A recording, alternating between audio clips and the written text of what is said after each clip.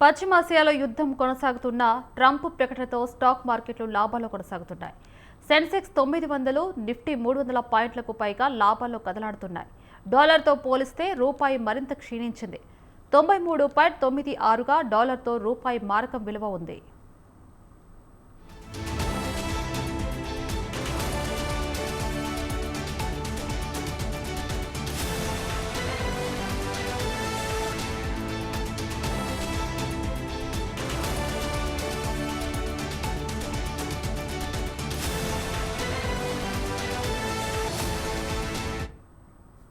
పశ్చిమాసియాలో యుద్ధం కొనసాగుతున్న నేపథ్యంలో ట్రంప్ ప్రకటనతో స్టాక్ మార్కెట్లు లాభాల్లో కొనసాగుతున్నాయి.